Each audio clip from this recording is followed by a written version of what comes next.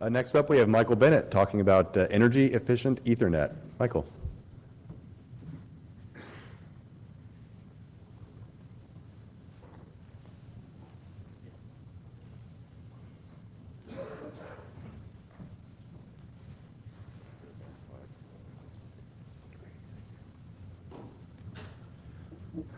Okay, thank you. This is going to be at a little bit different layer than we were just talking about.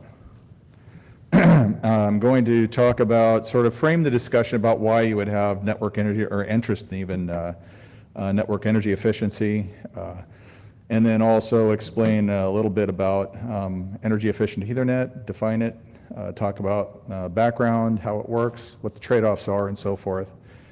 And then how it will work with optical Ethernet, and then wrap up with some opportunities for development and final wrap-up. But before I get into that, I need to make my disclaimer statement. So essentially, anything that I talk about with respect to IEEE here is just my own personal view and not any formal position or explanation or interpretation of the IEEE. So network energy efficiency. It's not exactly the lowest hanging fruit in the energy efficiency world. If you have been following how to make your, for example, your data center more efficient, you wouldn't think of using the network as the first place to start, thank you, to achieve energy efficiency. It starts with a process, you make some baseline measurements, analyze the results, and then make changes and then improve on that. So the changes that typically tend to make the bigger improvements have to do with optimization of airflow or using more efficient power supplies and that sort of thing. Then when you get beyond those, choosing more efficient information communication technology equipment would be the next place to go. One of the things that I encountered along the way when developing energy efficient Ethernet, people would ask the question sort of, you're talking about a few hundred milliwatts or a watt or two, so why bother? Is it really worth it? Is it worth it to go through 3 or 4 years of standards development and then create a standard and then have the industry go off and build it for a few watts? But when you think about Ethernet as a technology, it's probably arguably one of the most successful technologies in the market today, over 1 billion ports in the market. So when you look at the numbers that way, it adds up. And to put that in perspective, excuse me, we're talking about data center electricity alone in 2010 accounted for over 1% of total electricity use. So it does add up. The idea here with making network energy efficiency is to make the network scale with utilization. So when the utilization goes up, then the energy goes up, consumption goes up, and likewise when it goes down, then the consumption goes down. Again, just trying to make the point about how much savings can come from the network, about 5% of data center electricity. Back in 2006, that accounted for about $225 million spent in energy. So you still might have the question, well, why does that matter? If you could achieve additional efficiency from your network, you might qualify for an incentive. And the EPA encourages that, and in this example, New York State actually did offer an incentive. And usually those incentives work in the way that if you cross some threshold in savings, then you're eligible to receive funds, and then you could take that and invest it in even more savings, try to make your network more efficient or your data center more efficient. This is just a simple cartoon to show what we're aiming for with energy efficiency in the network, just to make the network proportional to the utilization. So as utilization increases, so would the power. Now this traffic chart I chose to use as an example over a period of time. I'm sure most of you are network operators. You've seen this sort of chart before, and you see the nice diurnal pattern over time. And the point here is just simply that the networks are not full-on 24/7, 365, that there are some valleys in those utilization charts, and each of those valleys represents an opportunity to save energy.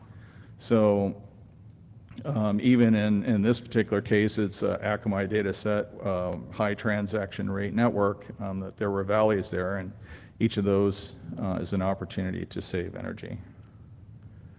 And then just to translate that into dollars, energy cost is still a significant expense.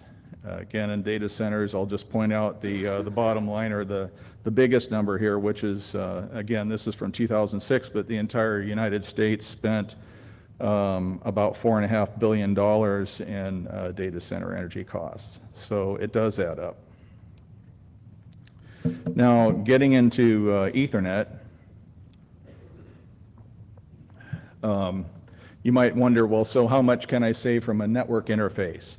And depending on how you slice the network interface, if you look at just the physical layer portion of it, that part could be reduced by 90%. And if you look at more of the network interface, you can get, on the average, about 70% savings there. And you can even get more savings if you're clever about how you design your system and take advantage of LLDP, and I'll talk a little bit more about this in a slide that I refer to in a few moments. So let's talk about energy efficient Ethernet, or EEE. Simply, it's a method to make the energy use scale with utilization. It was defined back in actually published in 2010, and it's currently defined in IEEE Standard 802.3 2012. And again, the premise is that the links are not fully utilized, or they have idle time, and so those are the opportunities to save energy. It's defined in the copper interfaces, or I call them the base Ts, with the exception of backplane 40 gig. The 40 gig, 100 gig backplane, next generation optics, and 400 gigabit Ethernet are all in the process of defining an energy efficient mode for those projects. The technique is called low power idle. So as the name implies, when there's idle periods in the network, it can go to a low power mode. And for optical Ethernet, or speeds greater than 10 gigabit Ethernet, there's a new concept we introduced called fast wake, and I'll talk about those more in detail here in a moment. Again, how does it save energy? Well, simply power times time in the active and idle states. You add that up, and that's your energy use. So as you might see then, if it's not obvious, that it's actually energy efficient to go to a higher speed because the bit times are shorter. So one way to achieve energy efficiency is just simply to go a higher speed network. And this is just a picture to show where in the Ethernet stack EEE fits. So again, the idea is to send the data as quickly as possible and then switch into a low power idle mode. And the energy savings comes from cycling into LPI when there's no data to send. This gets into a little bit more detail about how EEE works. The transmitter would be, in this case, where we have the red block talking about idle or data. So if it's sending data, it's sending data, and if there's no data to send prior to EEE, that would be normal idle, and you still are utilizing full power even when you're sending idle, an idle signal. With EEE, when there's no data to send, the transmitter would assert LPI, which means that it's going to send a sleep signal, indicating to the receiver that it's time to go to sleep, that as soon as the sleep indication signal stops, the line's going to go quiet. So at the end of, I've got these little parameters underneath the blocks titled T sub S for sleep timer, or T sub Q for quiet time. So the next step in low power idle would be when the line goes quiet, and it stays quiet for T sub Q.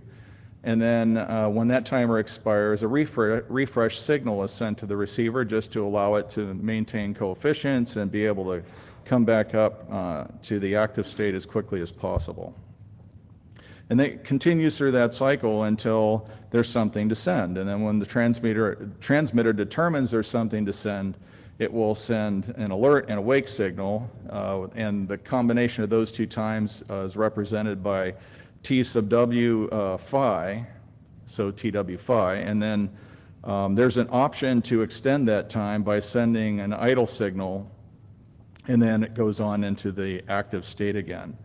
Now, why would we have the second parameter that we call TW sys, which is just essentially after the receiver wakes up, you still start sending some idle signals and allowing those idle signals to come in before you actually start to receive data again.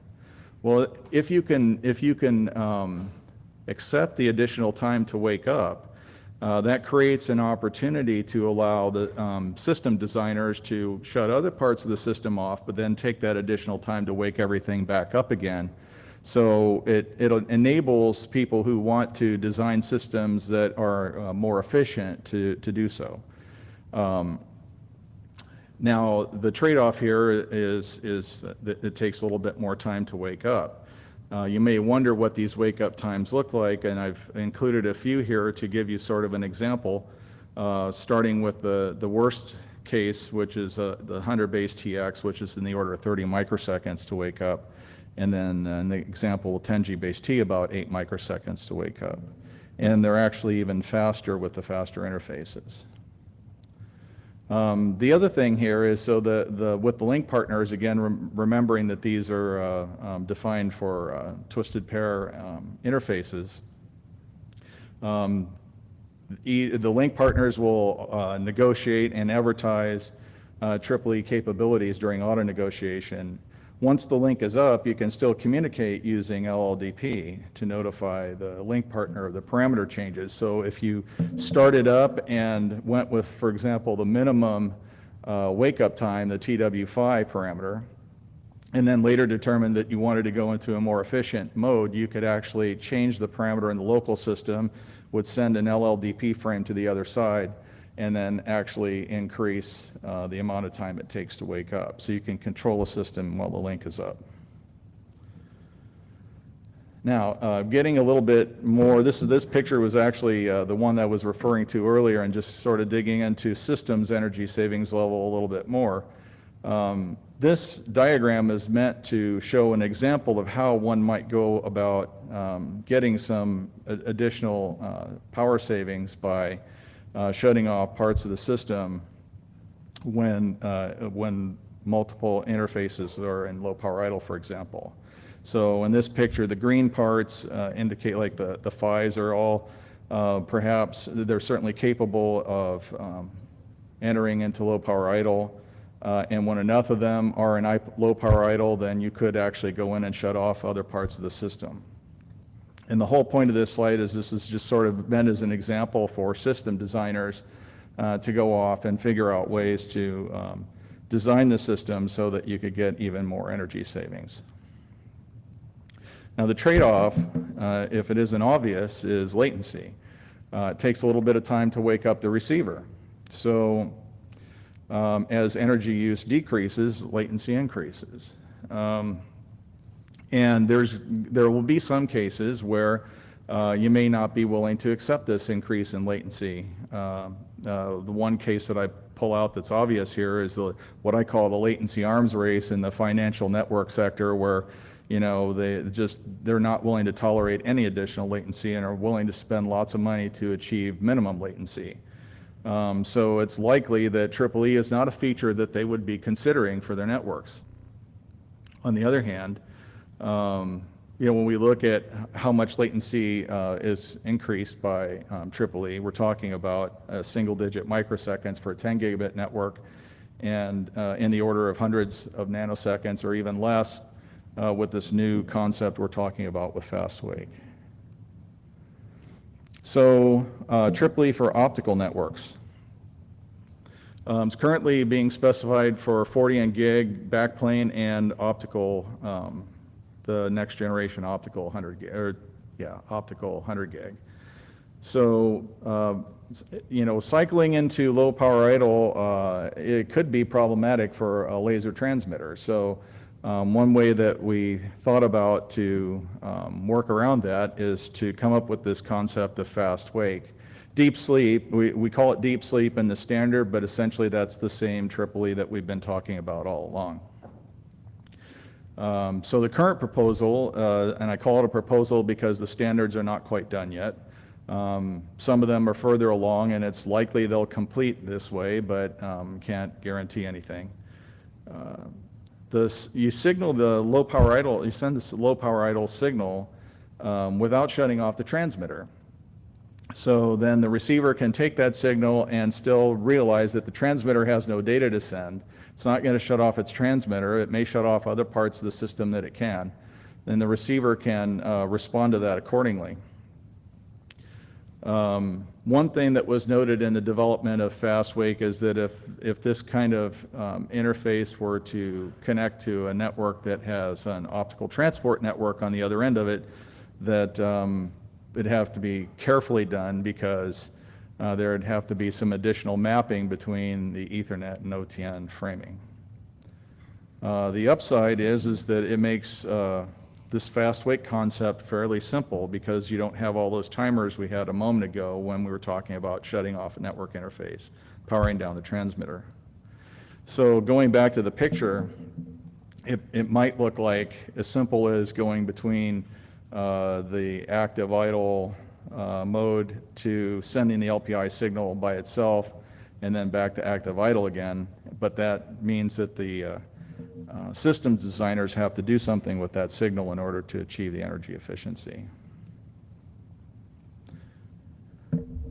So the potential to save energy here exists, but it's going to be essential for the network equipment manufacturers to do something with that fast wake signal.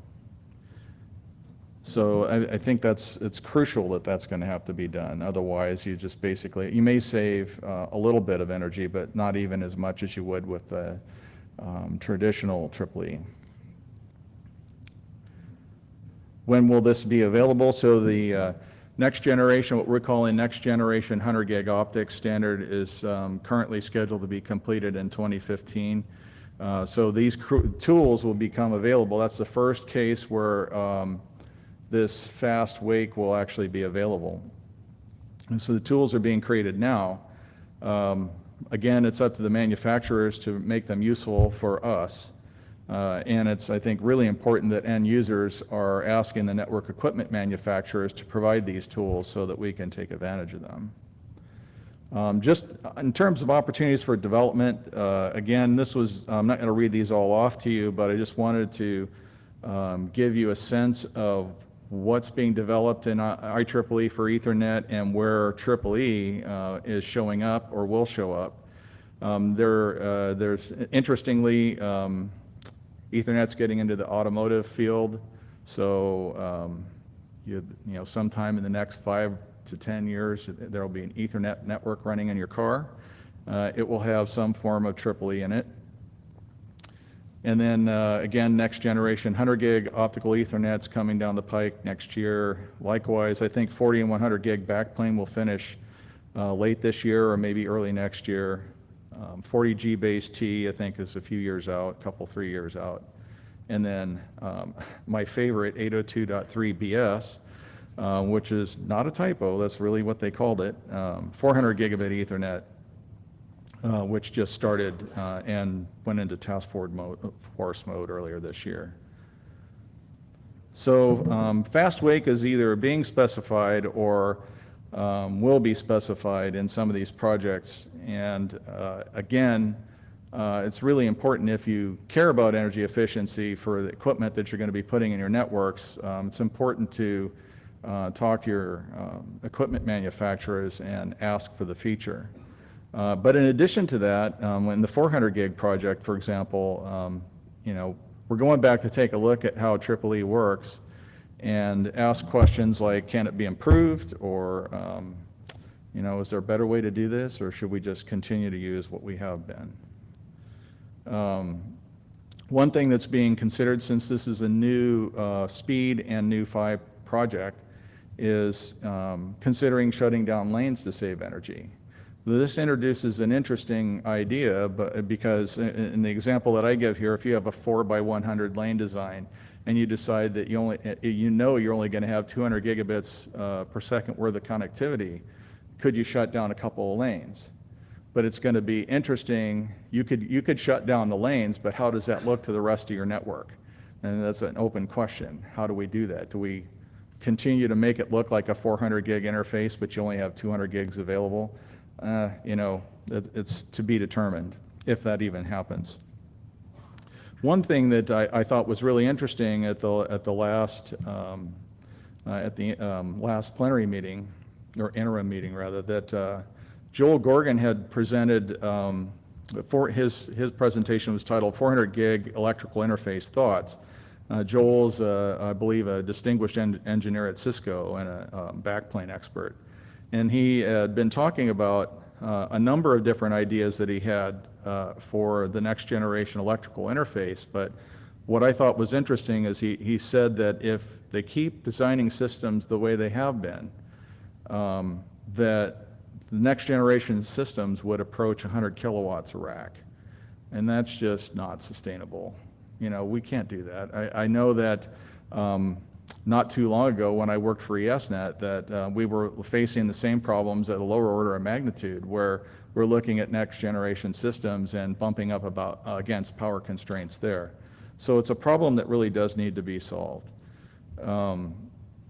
So Joel suggested that using a different approach in the SerDes power, and that may lead to yet another form of EEE on the chip-to-chip interface. So those are sort of the latest things that are happening.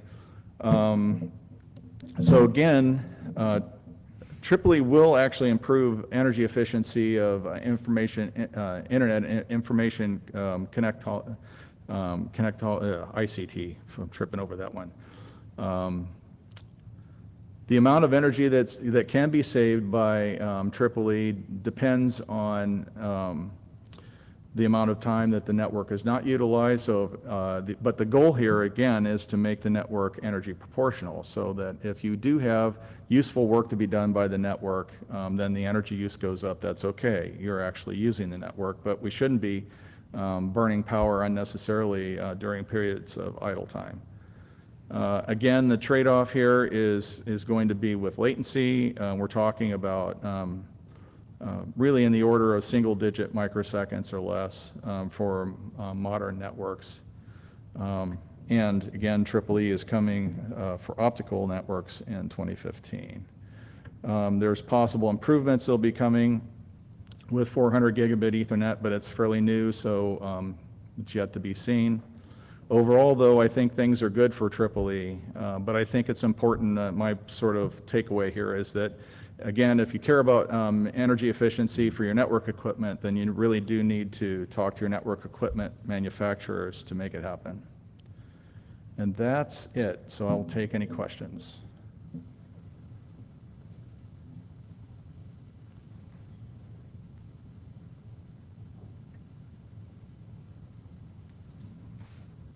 Looks like I'm done. Thank you. Thank you very much, Michael.